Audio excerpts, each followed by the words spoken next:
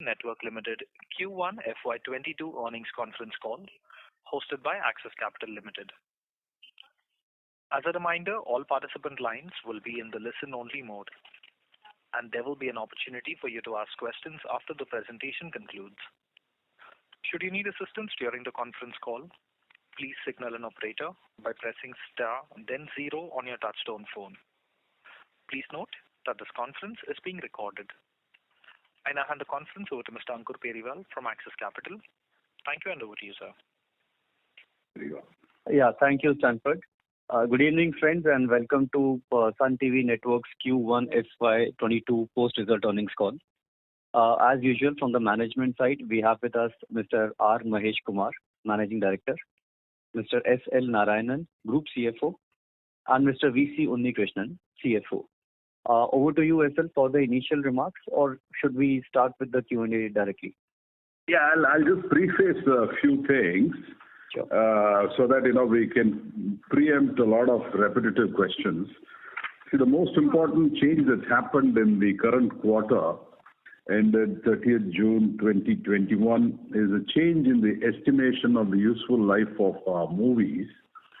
As you know, we've been amortizing it in full in the past. Now, beginning this year, we would amortize them over a useful life of 4 years, whereby 30% each will be written off in the first 2 years and 20% each in the last 2 years.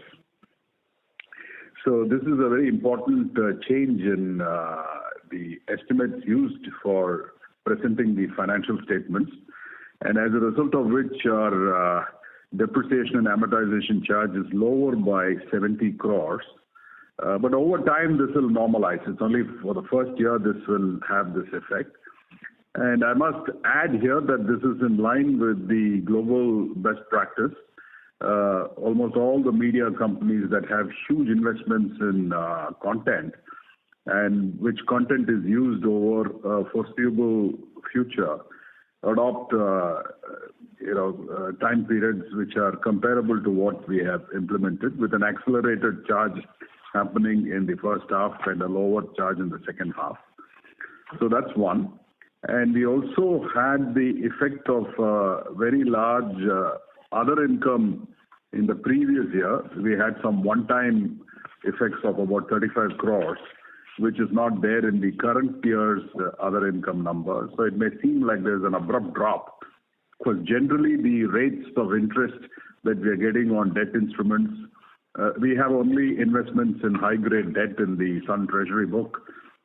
Rates have been falling, but that apart, we had a one-time effect of 35 crores, which are on some refunds on interest dues, which is there in the same period last year.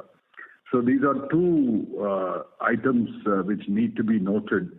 Apart from that, we also had a truncated IPL season this time, which had an effect of about 46 crores in PBT.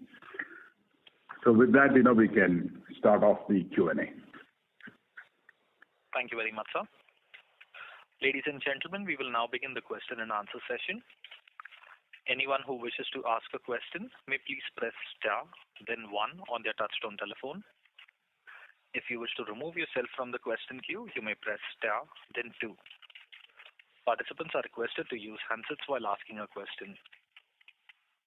Ladies and gentlemen, we will wait for a moment while the question queue assembles. To ask a question, please press star, then 1.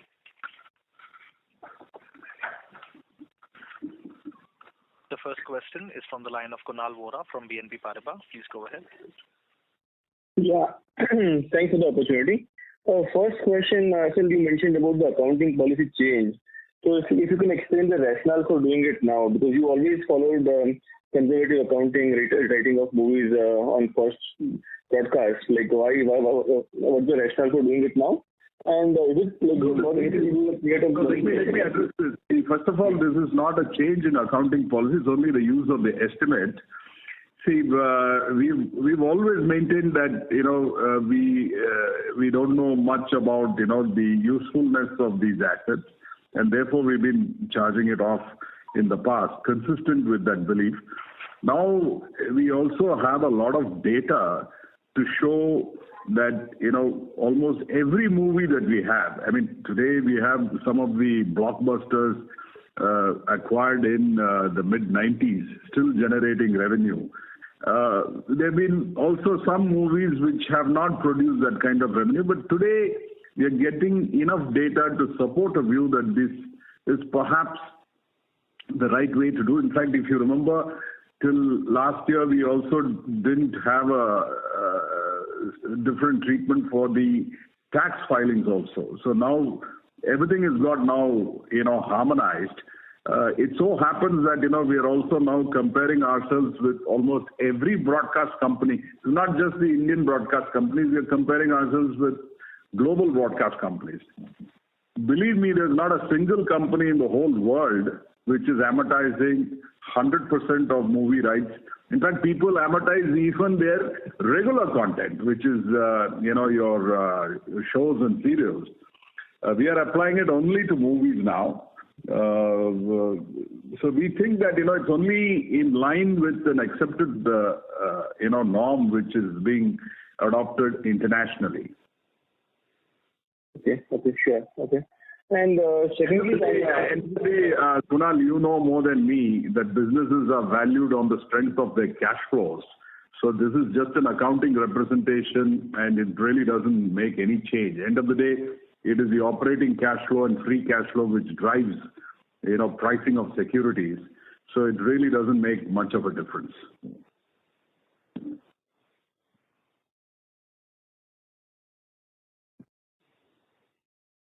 Thank you. Hello? We've lost the line for Mr. Kunal. Yeah, I think you lost the line. Participants who would like to ask questions, please press star, then 1.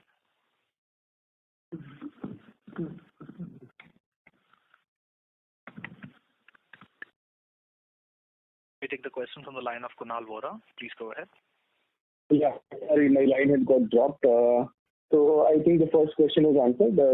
Secondly, on advertisement, in the past you mentioned that regional retailers who are like large spenders for you, they haven't been spending much, and looks like that continues to remain the case. If you can just talk about the health of this segment as well as how the advertiser mix has changed compared to pre-pandemic levels, and what's your expectation for this year?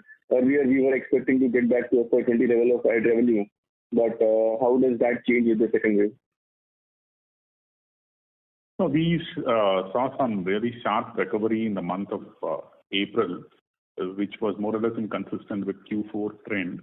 But unfortunately, because of the second wave and the lockdown, there's been some impact across all the markets where we were operating. So I am saying still retail has not come back full swing, and to that extent, I think it has not reached the pre-COVID levels. Unless and otherwise, we are out of this pandemic, we are not seeing the pre-COVID level spend by especially the retail advertisers. However, from the national level, I think we are getting pretty good support. But for the retail segment to come back on a full swing basis, I think we feel that it will take time, even with the threat of this third wave. So we just need to get out of this to see the aggressive spend by the retail segment. So our view is still a little bit uncertain in terms of how things really pan out. Like if we are going to get impacted by another wave of COVID, so we really don't know.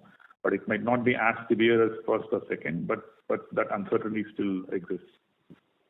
Understood. And that's helpful. Lastly, if you can just give you the revenue breakup, revenue and depreciation amortization breakup. That's the only question. Advertisement is 244 crores. Broadcast income is 2 crores. International is 25 crores. Pay channel and digital is 201 crores. DTH is 214. IPL is 124. Sure. And depreciation amortization? Depreciation amortization, we have depreciation is 26 crores and amortization about 7 crores. Great. That's it from my side. Thank you. Thank you. Participants who would like to ask questions, please press star, then 1. The next question is from the line of Sanjesh Jain from ICICI Securities. Please go ahead. Good evening, sir, and thanks for the opportunity.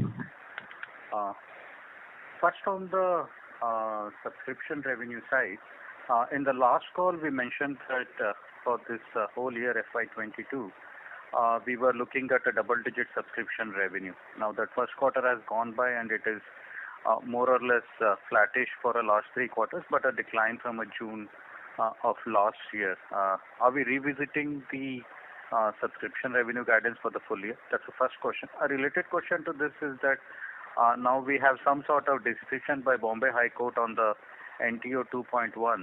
What's our thought process on channel pricing and bundle packaging? Are we relooking at adopting the NTO 2, and what would be the anticipated impact of if we are looking at implementing NTO 2.2? These are my initial 2 questions.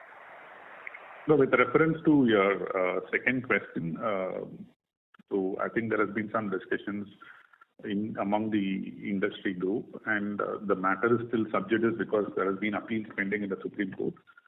But whatever I can tell now, there will not be any major revenue impact in terms of the pricing, because there is a pricing which is operating at the ground and there is an MRP. So I think we will not be impacted by that particular TRAI NTO 2 order. So that much we can tell now. But we have to still wait and see what happens in the Supreme Court, and then accordingly we will have to revisit the pricing.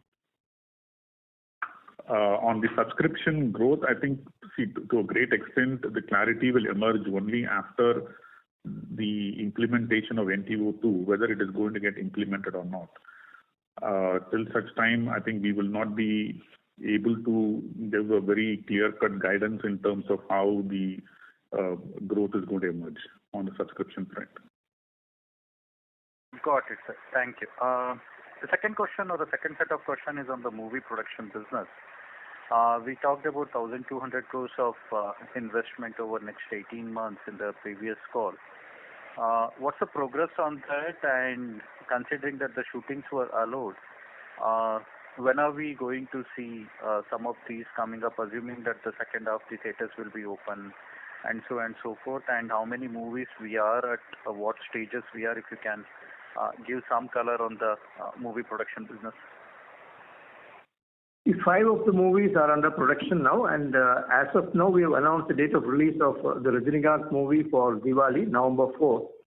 But I mean, okay, theaters are still not opened up in Tamil Nadu as of now, or possibly in any of the southern states. So we'll have, and of these 5 movies, I think most of them should be ready by between September and October. So we do hope that once the Rajini movie is released, maybe subsequently we should be able to start releasing the other movies as well. That's the status as of now. Shooting is going in full swing. Okay, so these are the 5 movies which we are looking at FY22, or we may be adding few more to this? Actually, Sanjay, the last time, it was more an indicative number, because, we are constantly in dialogue with script writers and directors, and, projects keep coming. So, and not all movies are as expensive as a top-rated blockbuster. So, those numbers that you mentioned, at 1,200 crores, may not be that much, because many of the movies are also with mid-tier, star cast. So they will not average at 100 crore plus kind of ticket size. It could well be around 50 to 60 crores. Okay.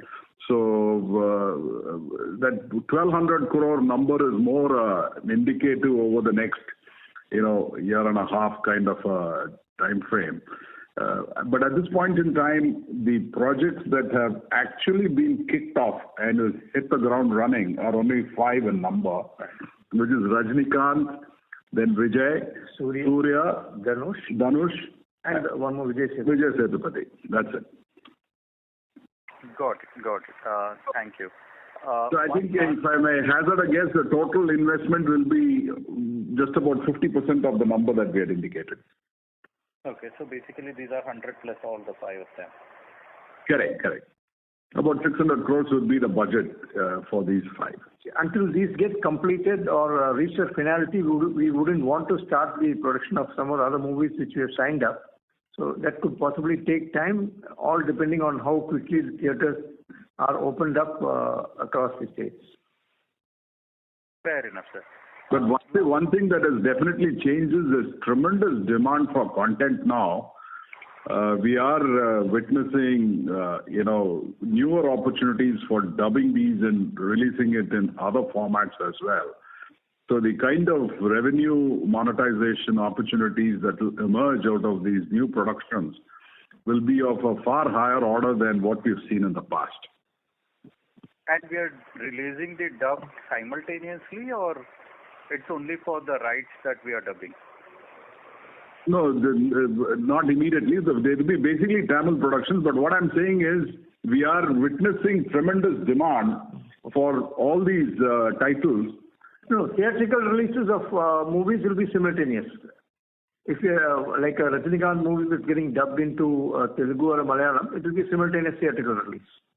Yeah, we have seen that. Like KGF had a 5-language movie released simultaneously. I mean, just to understand. Exactly. We are trying to do similarly. Right. Yeah. Got it. Last bit of update on the Sun Next.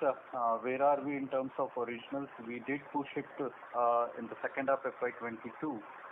We still are hopeful that we will be kicking off our original production in Sun Next in the second half of FY22, or we think, considering that the COVID has hit us, we may postpone it again? Yeah, this COVID has put a huge, spoke in the wheel. So, we need to wait and watch. We don't want to rush into it because as it is today, most of the content production is hampered because of various restrictions and protocols that have been, insisted by the local authorities. So at this point in time, we are not very clear when we'll get that thing started. As I told you in the last call itself, the focus is on the movies getting completed to start with, and then we'll kick off the plan for Sun Next. Got it. Yeah, but actually, can you just give us a broad thesis on how do you look at Sun Next as a independent? It's going to be a very, very key part of the overall content strategy because that is the future. We will be investing heavily in it. But at this point in time, with so many moving parts and so much of uncertainty on the COVID-related complications, I'm not able to tell you any precise number and a precise date. And hopefully, the next quarter conference call, we'll have much greater clarity. I mean, if this much feared third wave doesn't happen and goes away, and there is a rapid opening up of the remaining parts of the lockdown, I think we could suddenly see a spurt in activity. Got it.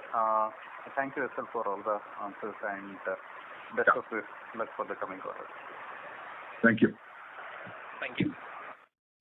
Participants who would like to ask questions, please press star, then 1. The next question is from the line of Ankur Periwal from Axis Capital. Please go ahead. Hi, sir. Sir, just continuing with the Sun Next part. So, from a number of subscribers perspective, we were around 18 odd million subs, the last you disclosed the numbers. After that, has there been any uptick there, or we are broadly on a similar run rate? It's almost on the. Just one moment. We are currently averaging at about 23.5. Okay. And the revenues that we'll be generating out of it are largely subscription, which will be there as a part of, our subscription revenues, or there is some advertisement-led revenues also that we are generating? Mostly subscription, but let me caution you that out of this 23 million that we have reached, many of them are through the tie-ups with the telecom players and the OTT players other than Sun Next. So where we have some negotiated fixed fee deals, the pure play, subscribers who have come organically, that number is a very small number still. But it is growing. On that small base, it is growing. Advertisement is also starting to now pick up because a lot of people are now wanting to target, very precise psychographics and age groups. So we are seeing some uptick in advertising. We've still not disclosed the SunNext numbers specifically on a segmented basis, but suffice it to say that these numbers are looking pretty good. Sure. Secondly, on the content side, now, last quarter we did mention our initiatives, to boost up the market share both in Telugu and Kannada. While, this quarter may not be the right one to look at from a market share perspective, but directionally from an investments, the new show launches, etc., if you can, give some color there. Yeah, like we had mentioned in the past, so we have a huge lineup of big ticket non-fiction shows. We had already launched the world's popular reality show called MasterChef in Tamil on 7th of August. I think the overall response has been very, very encouraging. 23rd August, we are launching KBC in Telugu with a superstar called Junior NTR. And we are also launching MasterChef in Telugu. We are launching an international format show, Are You Smarter Than the Fifth Grader in Malayalam. And we are also working with some of the format owners for launching big ticket shows in other markets, which could be Kannada, Bengali, etc. So we have a very strong lineup in the next couple of months. Sure. Sir, from a fresh content launch perspective, Bangla, how are we looking at that market now? Or will we prefer to sort of, scale up our ratings and share in the existing four markets and then we look at Bangla? No. I think we will be now also focusing on Bangla because we have been pretty steady and some of the fiction launches which we have done has been tracking very well now. So there has been some traction to our channel. So now we will be this year, if God forbid, if there is no further impact of COVID, I think we will be stepping up investments in Bengal with some big ticket shows. So our endeavor is to take it to the next level. Okay. Sure, sir. That's helpful. I'll get back into the queue. Yeah, thanks. Thank you. Participants, to ask a question, please press star, then 1. The next question is from the line of Kishan Tosniwal from DKMS and Associates. Please go ahead. Good evening. Hello. Yeah, we're here. Yeah.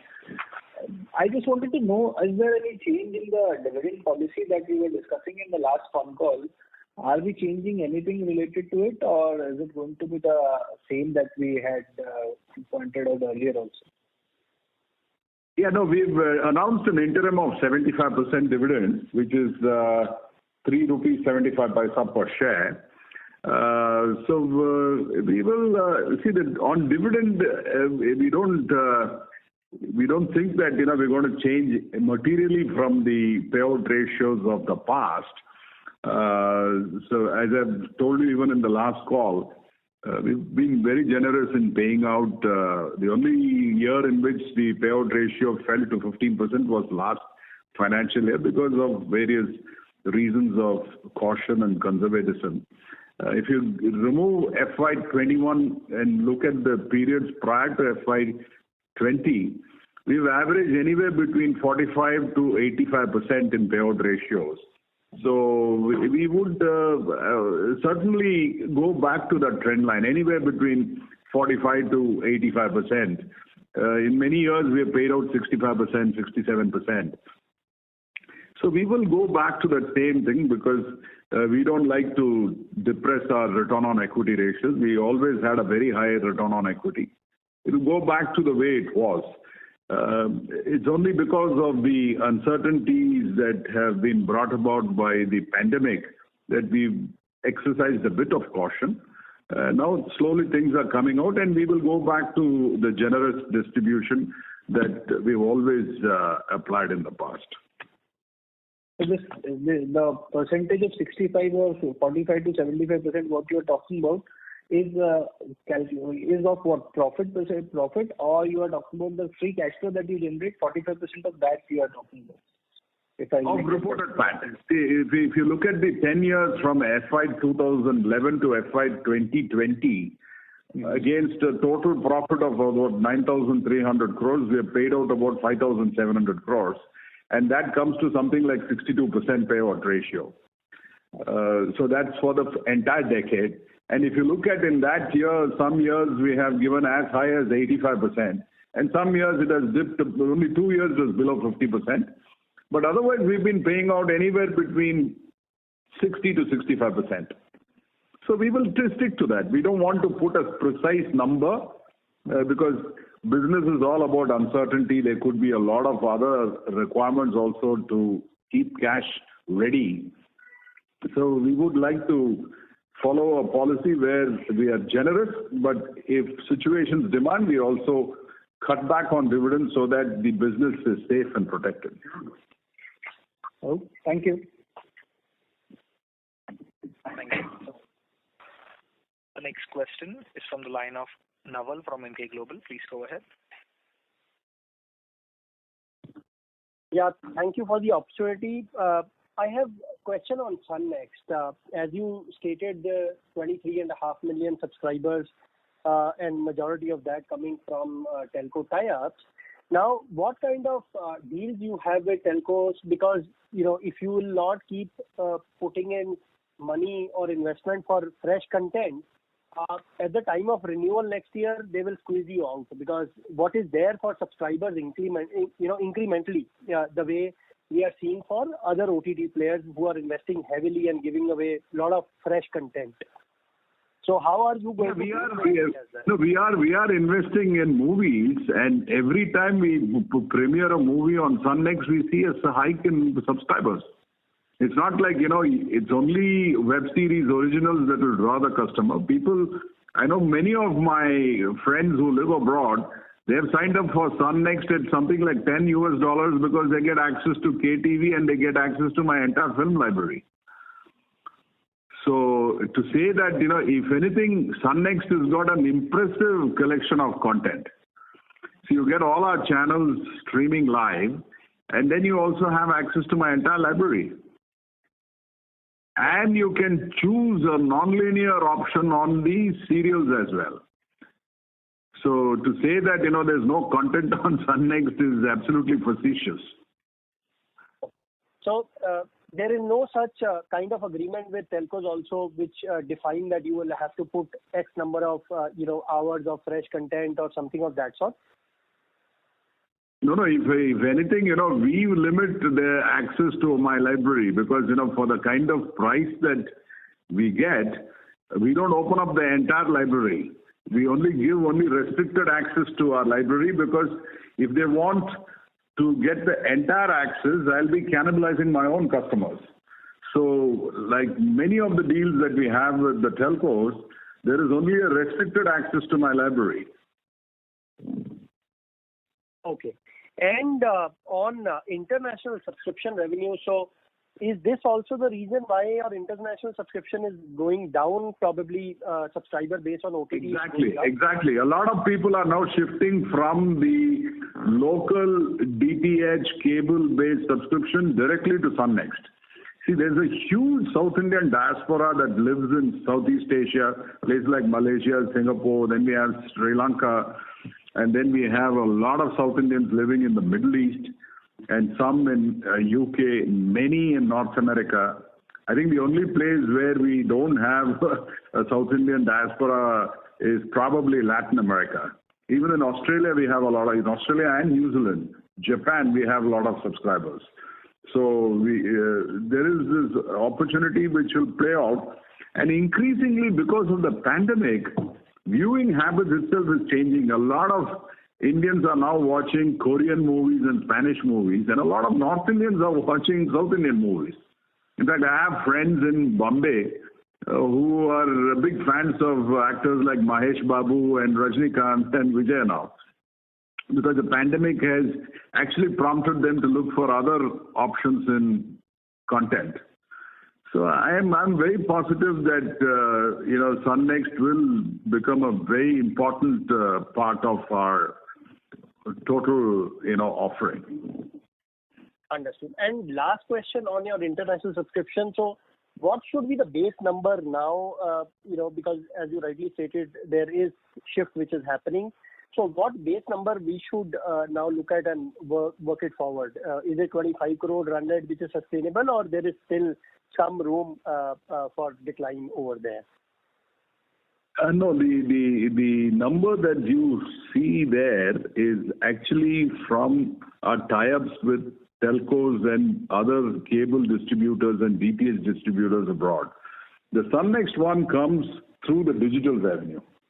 So that is a B2C model, whereas this international revenue number that you're seeing, it's actually something that we earn through a tie-up with a DTH operator abroad who then serves the customer, and we get something like a revenue share.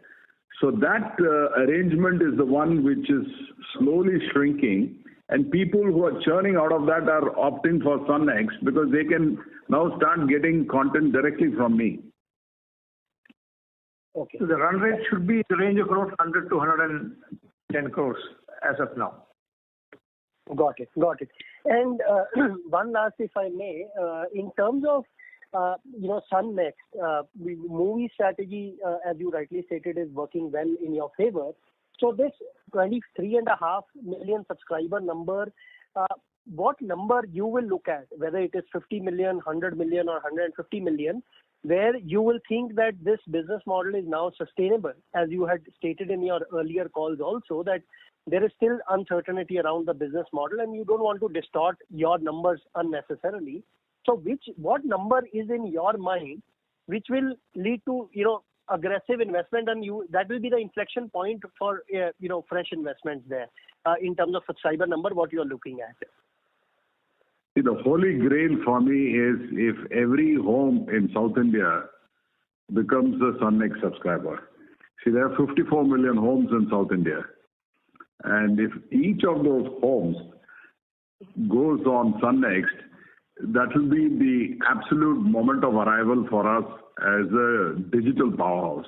But that's some time away, because for the simple reason, only 7% of Indian homes, 7% out of 300 million homes are now having high-speed broadband. So it's going to take some time before homes go completely digital, because still India is a developing country. People share one TV and they sit around a TV in the evening and watch as a family. So that is probably going to take some more time. We have not like countries in the West where every home has got high-speed broadband and they decide when to watch and what to watch. So that and also they are very nuclear families, and many of them are single occupant homes.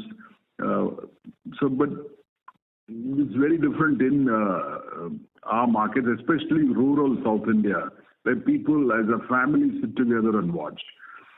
So my guess is if we can get to a point where I get even say 20% of the target audience, like out of the 54 million homes, if I'm able to convert 11 million into direct paying subscribers of Sun Next, I think we would have achieved a breakthrough kind of penetration. But it's still some time away, in my opinion. Okay, and whenever it will happen, if we assume that whatever number of years it takes, and there are 54 million or 50 million digital homes subscribing for Sun Next, would your investment on core will go down substantially by them? No. Investments will only keep going up, because at the end of the day, unless we invest, we will not have the eyeballs. I mean, today Sun is having a commanding share. I mean, we're basically a South Indian company with one outpost in Calcutta, but with this small slice of the market, which is 5 states.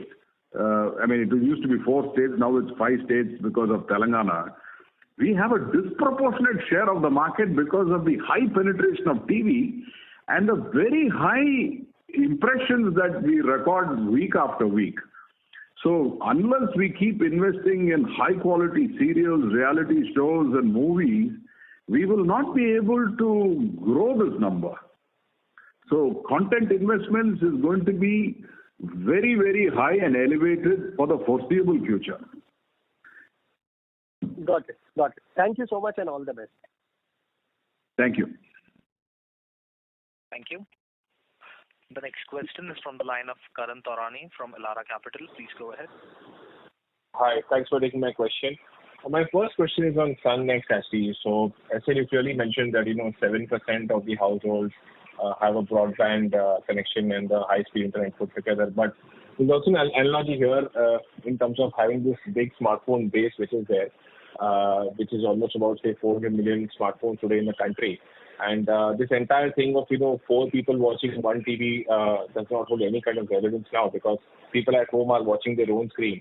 So don't you believe there's an opportunity there to capture this mobile audience, and if you wait for 3, 4, 5 years more for this number of broadband homes to go up, you would have kind of missed the bus that time?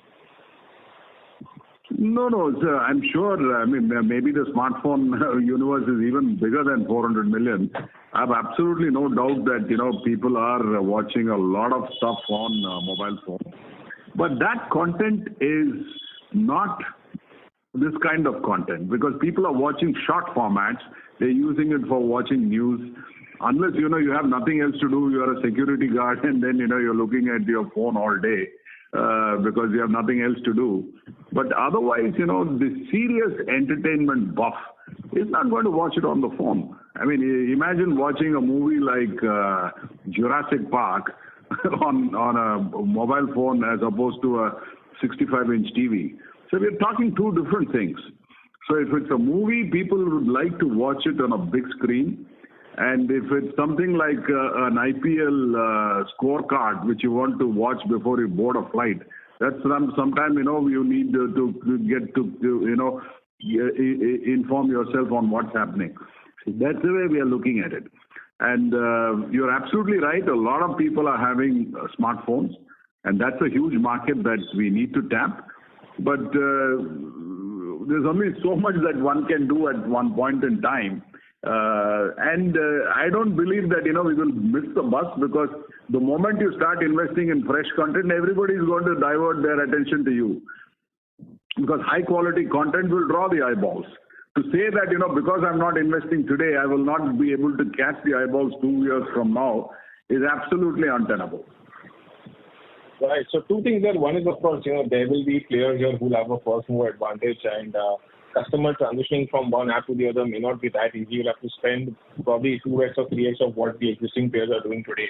And secondly, I think apart from movies, I think, binge watching, web series, TV shows, catch up, all these trends are very much, playing out on the mobile right now. And I think that is the way to, go ahead. So that's on the digital part. Second question was clearly, on this entire TV proposition. So, of course, you've started a lot of non-fiction content. You have plans to launch more shows in coming weeks and months. But non-fiction, as a segment is something that you've tried in the past as well. Now, this time around, what is the confidence that, one should go ahead with? I mean, how different is the strategy, for non-fiction content specifically for SUNTV? And how confident are you of getting that big success and, actually competing hard with, Star Wix? No, this time, we are not trying any homegrown non-fiction content. We are tying up with some international format owners and launching really larger than life shows. So I am saying that based on the response we got after the launch of the MasterChef, the first week has been tremendous. And also you should keep in mind the overall profile of the viewer is also changing constantly. There has been an overweight on the profile of people like between the age group of 20 to 45. And so that way, I think we need to balance our content strategy, which is appealing to multiple age groups. So typically, I think this large format non-fiction shows will try to bring in younger audience into the channel, which will overall facilitate us to improve our GRPs and our market share. So that way, I think these are more of a strategies which will create some disruption and impact in the respective markets. And we are, aligning with really, top movie stars and also some formats which have actually worked. And to a great extent, we are also making it interactive. Like KBC, we have Junior NTR, who is one of the top guys in the Telugu market. And as a format, it's a very successful format across India. And the third element, which is actually making it successful, is also interactive. Like people can sit at home and play the game.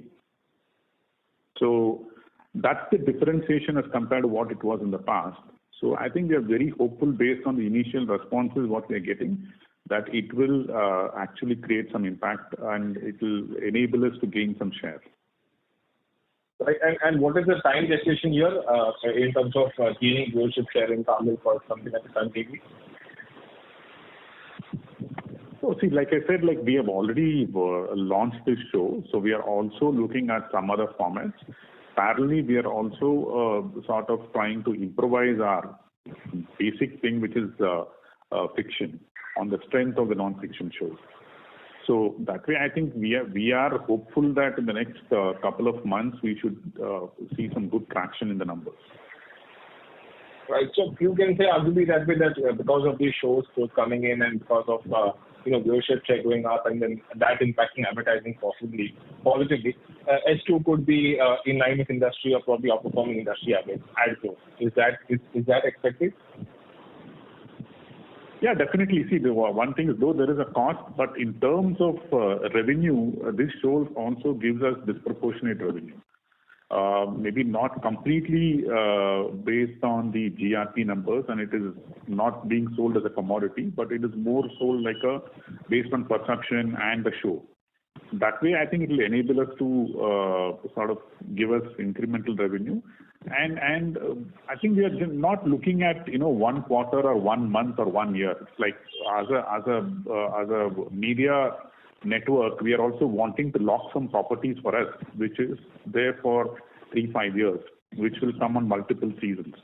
So that way, it is a strategic call. And I think I must tell you one more thing: this MasterChef also evokes so much of response among the Sun Next viewers, and we saw huge downloads which are happening. That way, this is a strategy which is a combination of television where we are able to bring in new age group, and also to a great extent it will facilitate our digital strategy. So it is a combined strategy which is we should keep in mind, and so that's how I think we are bringing all these international formats into this market. Great. Thank you so much. That's it from my side. Yeah. Thank you. The next question is from the line of Abhishek Bhandari from Macquarie. Please go ahead. Yeah, good evening, sir. Thank you for the answers, especially on the dividend. That was my first question. So my second question is basically, you mentioned that there's a trend of people shifting from TV to now online ways of watching content. But so do you think it will probably hurt our ad revenues maybe till the time we are able to monetize those users in the OTT platform? And because you mentioned that the OTT business is likely to be more like subscription-led than ad-led. The reason I'm asking this is if I look at other forms of media, there has been a gradual shift of the ad spending away from traditional like print and all meaningfully towards digital way, because that's where the eyeballs are moving towards. So your thoughts would be helpful. Yes,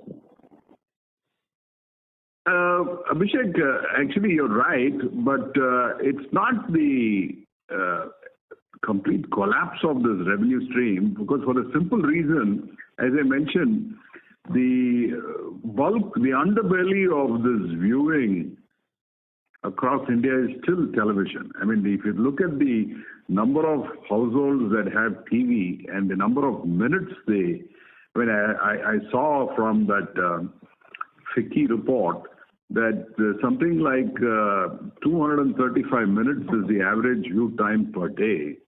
And of course, digital has grown, but it's grown on a very small base from 28 minutes a day to 42 minutes a day. So while TV has grown from 218 to 235 minutes, digital has gone from 20 to 42 minutes. But if you look at the aggregate minutes on a weekly basis, TV is many times, my memory serves me right, it's something like 900 billion minutes as opposed to 8 billion minutes. Television is still a very strong medium if you want. So the point to note here is ad revenues will track eyeballs. I mean, as long as you have this kind of overwhelming statistic, marketing managers will put some monies at least. I mean, I'll be nuts not to, catch this kind of billions of impressions week after week after week. No way you can miss, like if you want to reach out to 90% of the people in Tamil Nadu, you just can't be without SUNTV. You can't launch a product or have the brand recall established without using that medium. See, even today, digital is not a mass medium. It's still a very niche medium. So I am saying that... And more importantly, Abhishek, there are many digital formats where people don't want to watch ads. Like Netflix doesn't have any ads. Like I am a great fan of YouTube Premium because I just don't want to see any ads. So I pay 120 rupees a month and you get ad-free content. So there's a very, very niche market, and that is not the market to go after if you want to build a business model that captures ad revenues. So I believe that at least for the foreseeable future, at least for the next 2 to 3 years, there's no way spending on TV ads is going to abate. Right, sir. Thanks for that, sir. So my third question is, traditionally, you have been very strong in South India, and you have been able to generate one of the highest penetration and disproportionate market share. But traditionally we have seen that the success what one replicates in a particular area could be replicated in other geographies. We haven't seen any diversification of you out of TN so far, maybe broadly South India so far. But do you think there's an opportunity for us, may not be now, but over a medium term, to explore newer markets within India itself, and especially where the content could be dubbed, or you could possibly try out even content in the other languages. Yes, sir. I mean, I would just want to hear your thoughts. So you're right. In fact, that's the reason why we went to Calcutta and we chose the market very carefully, because we wouldn't have been able to make any dent in Hindi, because it's a very intensely competitive market with 4 major players between Color, Sony, Star and Z. So which is why we went to Bangla. And I thought we did fabulously well in the first year of launch. But unfortunately for us, as we were getting into our stride, I think we went from 0 to 5 or 6% market share in just about 10 or 12 months. And unfortunately for us, the pandemic came and put a spoke in the wheel, and therefore we had to scramble around and focus on some of the core markets. But now that slowly things are coming out of the lockdown in Calcutta, as Mr. Mahesh just mentioned, there is a lot of investments that will get directed towards Sun Bangla. And similarly, we have a plan to get started on Marathi. And as you know, Pune was in all sorts of lockdown till recently, and Bombay, of course, is still having some lockdowns. So we may have to, delay that launch as well. But you're right, we want to take this. We may not be as dominant as we are in Tamil, because this is a market we understand very well. But I'm sure if we can build a 10 to 15% market share in some of these niche markets, we would have done a reasonably good job. Right, sir. Thanks. And one last question, with your permission, sir. Hello. Yeah. Hello. Yes, Abhishek. I think the call dropped. Mr. Bandari, can you hear us? As there's no response, we take the next question from the line of Yogesh Kirve from B&K Securities. Please go ahead. Yeah, hi. Thanks a lot for the opportunity. So first of all, how do we assess our performance on the fiction shows in Tamil and Telugu market in the last 3 to 6 months? So that's the first question. And related to that, we see there's a very sharp scale up in our investments in the content spend as far as non-fiction is concerned. So what is we are planning with respect to the fiction programming in terms of spends in the coming year? So see, that's what the overall strategy is to, create some impact through the non-fiction and get some new audiences and ride on those to also gain traction on the fiction. So if you look at SUNTV per se on a prime time as compared to what it was the previous quarter, we have gained at least 4 to 5% in terms of market share. We are at around 44% now as compared to 39%. So on a lot of time bands where we had witnessed as competition, we have been able to give a gain market share in Sun, but that's still, we are not happy. It's still work in progress. We are rejigging the whole strategy in FPC, which is a continuous effort. And we are hopeful that we will continue to grow on the fiction space. On Telugu market, we have very strong lineup of launches in the next 2 months, riding on these 2 big ticket shows we are launching there, which is KBC and MasterChef. We have at least 5 to 6 new shows getting launched in the prime time in Telugu. So I think we are working towards a very strong comeback in this market. So on back of this, the content spend, any guidance regarding what could be the increase in the overall content spend, fiction and non-fiction, excluding movies during the current year? See, I think currently our run rate is like we spend around 200 crores on content. So there could be anywhere additional 50 to 75 crores additional investment. Okay. So finally, just a bookkeeping question. So if I got it right, because of the change in the useful life estimate with respect to amortization, so did we say that the amortization was lower by 70 crores during the quarter? Yes, 70 crores. Right. So otherwise it would have been something like 77 crores. Correct. We mentioned that in the regular notes to the accounts also. Sure. And when you say 30%, 30% is for the first year, right? So it would be that would be done correct. Nearly. So 30, 20, 20. That's the amortization. Yeah, and within the first year, that 30% would be booked equally across months, right?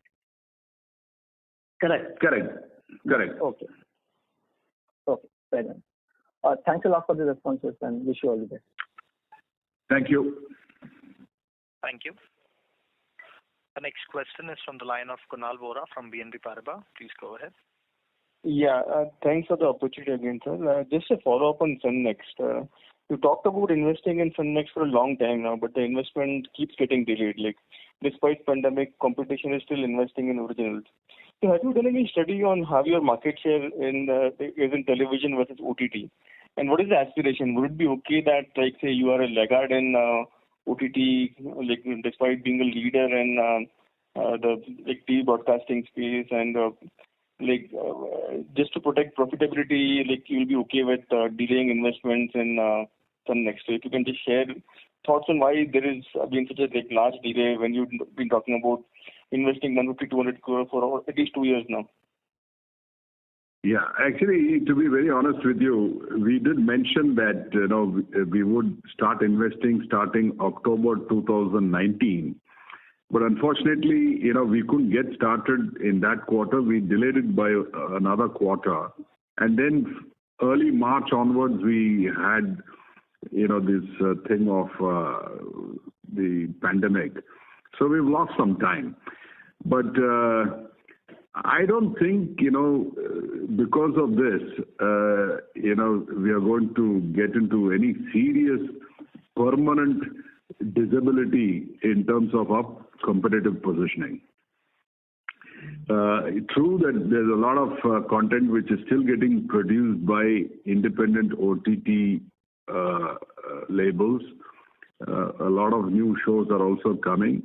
But at this point in time, we don't have that ability to also produce OTT alongside our various other, projects which are running concurrently. So we have our bread and butter business of TV, which is an extremely profitable business that needs to be nurtured. And we have seen from time and again, every time we have a movie that's premiered on Sun Next, it drives up subscriptions noticeably.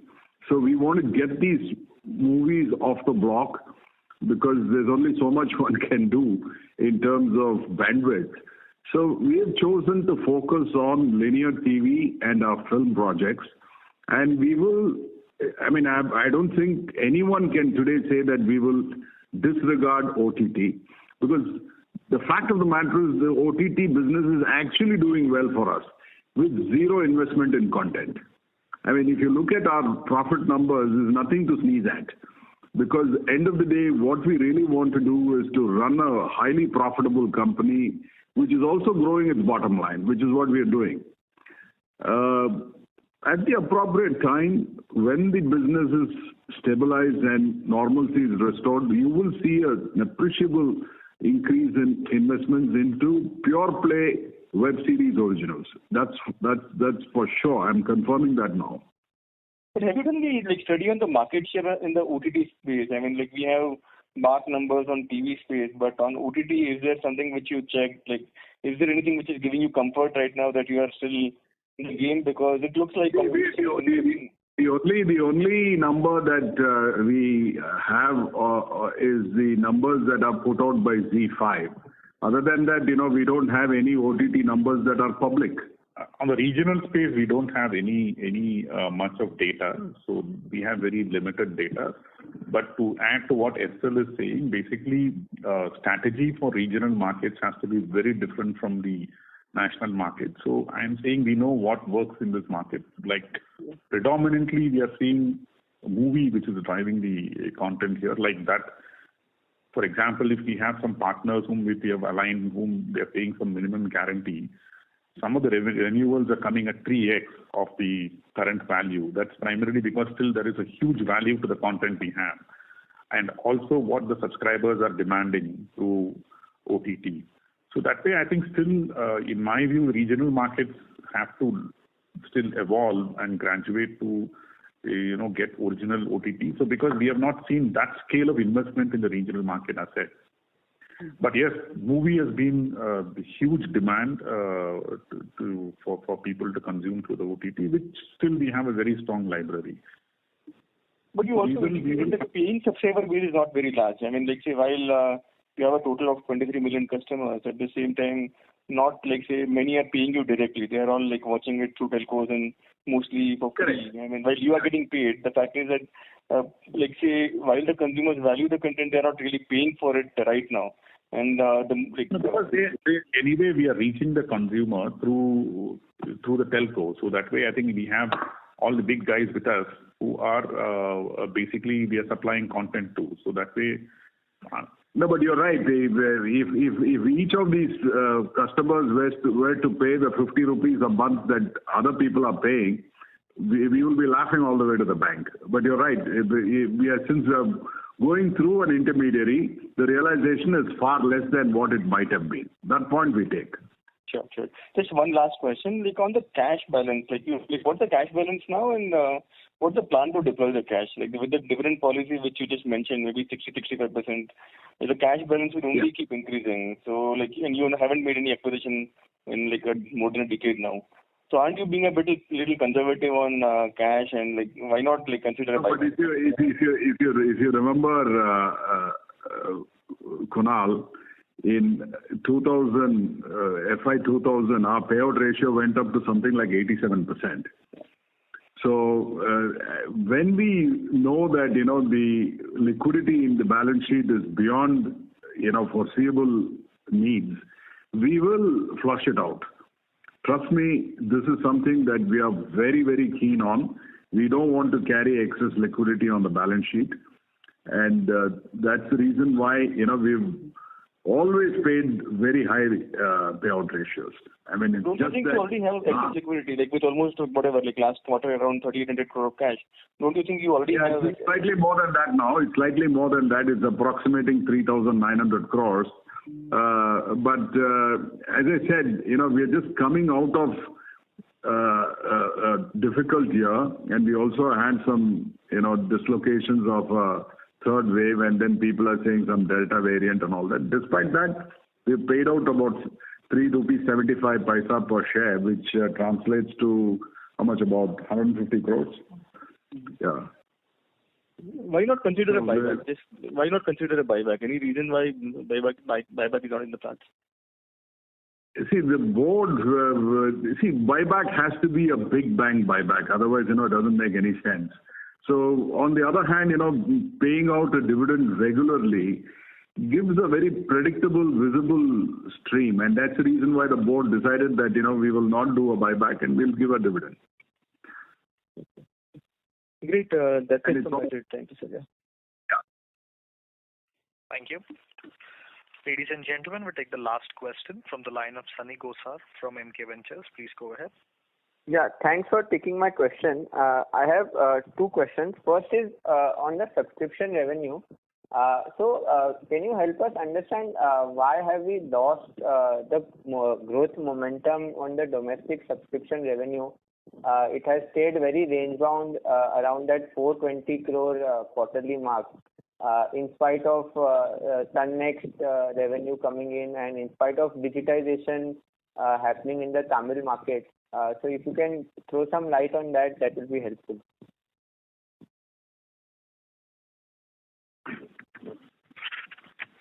No, I think primarily there was a couple of agreements which had expired in the last quarter, which we had revisited certain agreements. So that's why you have on a year-on-year drop during June 21 compared to June 20. And I think we are also waiting for the complete clarity on the NTO2. As and when things stabilize, we should have, like Mahesh and SL mentioned earlier, we should be able to have much more clarity on or visibility on what will be the growth for the current fiscal. Maybe I think 1 or 2 quarters down the line, we should be more clear once we have feedback from the Supreme Court. Right, but have those contracts been renegotiated? And basically, assuming that the matter for NTO remains sub judice, do we expect on this base of say about 415 crores of domestic subscription revenue, do we expect growth to incremental growth to come on this base? Definitely. Any numbers in terms of mid-single digit, double digit? We don't want to see. Let's wait for the outcome of this. We are very confident that we will continue to grow the subscription number, but we want to wait and see which way this whole litigation ends. As Mr. Mahesh just mentioned, we are still, relatively, in a very safe position as regards this possible implications of the NTO 2.0, but we don't want to, rush into any kind of precise forecast. Suffice it to say that subscription revenues should grow this year also, but then we will wait for the order to come, and then we can give greater clarity when we have the call for the second quarter. Yeah, because at this current Q1 quarterly run rate, if we annualize it, your FY22 subscription numbers, domestic numbers would come to be lower than the last year numbers. So I just wanted to get a view on that. Come again, please. Can you? So if we annualize this quarter's subscription number, Q1 subscription number, it will be lower than last year. it will be lower than last full year's annualized number. If we annualize this quarter's run rate. No, I think, but that's what we said. You know, once the NTO 2 gets firmed up, we'll have much more clarity on how the numbers will pan out over the current fiscal. So give us some time, so we'll have an idea then. Sure. I have one last question. In terms of the new amortization policy for the movies, so is that policy also applicable for the movies that you produce, or is it only applicable to the satellite rights purchase? How will that work? Yeah, it's applicable. It's applicable for all the satellite rights of movies which we acquire. So even in the case of our own movies, we have a bifurcation between the theatrical cost and the satellite rights. So even the satellite rights component will go through the same policies. So basically, the movies that you produce and sell out to the distributor, that the cost that is attributed to the production will be taken as a full charge in the first year itself. Is that right? Correct. It will get charged as and when the theatrical release happens. In the same movie, there will be a component of the satellite rights which gets bifurcated. So that component will go through the method which we mentioned, 30-30, 20-20. Sure. And in the light of the new policy, can you give some color in terms of what would be the depreciation and amortization charge for the full year? Or if you could give some color in terms of the total spends on the satellite rights that you have budgeted for this year?